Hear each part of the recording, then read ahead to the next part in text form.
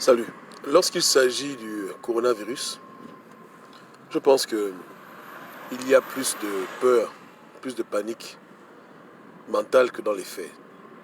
Apparemment, le virus n'est pas aussi dangereux qu'on le pensait. Et il y a déjà des survivants, des gens qui ont été contaminés mais qui ne sont pas morts. C'est vrai qu'il y a quelques pertes humaines, mais lorsqu'on compare la mortalité du virus avec un virus comme Ebola, ou même avec un virus de la grippe, hein, on voit bien que c'est pas l'apocalypse. Ouais, non. Ce qui est intéressant ici, c'est la manière à laquelle les pays, les gouvernements répondent à cette mini-crise en termes de logistique, en termes de vaccins et développement.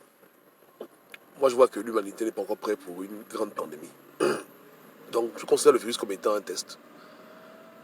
Et je crains juste que le jour où on aura affaire à un virus qui aura un taux de mortalité élevé, tel que l'Ebola, mais qui sera aussi transmissible que le coronavirus, il y a beaucoup de gens qui vont mourir. Parce que apparemment, il y a un problème. Quand je vois les agents de santé publique, j'ai l'impression d'avoir affaire à des amateurs. Des pays qui pourtant sont développés, réagissent face à cette crise comme si c'était retardé. Ouais. En termes de déploiement, communication, je vois un moteur incroyable. Donc, on a de la chance que ce soit un virus bébé, mais pour l'avenir, quand on aura un vrai virus, ça va chauffer. Donc, faut pas paniquer. Je pense que c'est pas, y a pas paniquer. Il est autant destructeur que le virus qui donne la grippe. Il n'y a rien. Ouais, y a rien. C'est juste que grâce au virus, beaucoup de gens sont de l'argent. Il y a un business qui est autour de ça. Les masques de respiration, les de protection sont devenus introuvables. Donc les industriels qui font des masques, ils se font de l'argent. Amen.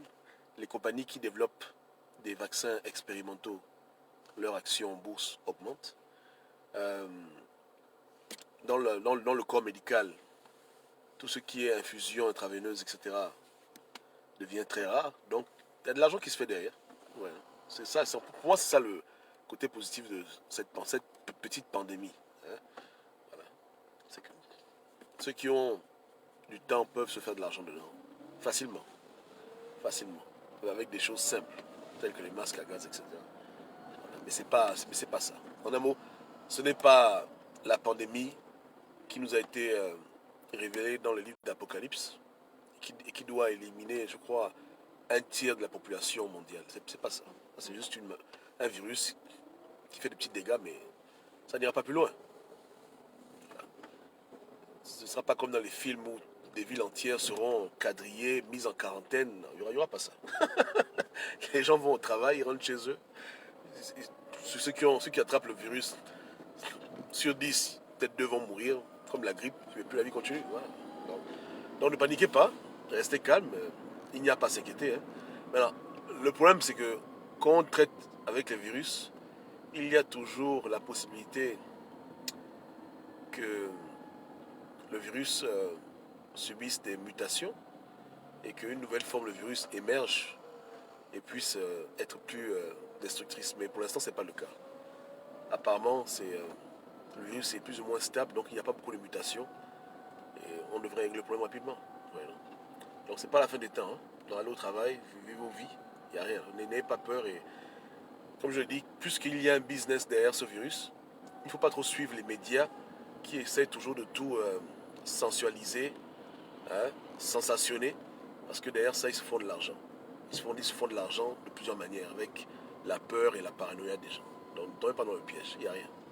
Il y a vraiment rien. C'est pas comme les gens imaginaient, n'est-ce pas? Ok, que Dieu vous garde. Gardez votre argent, soyez prudents. Ciao, ciao.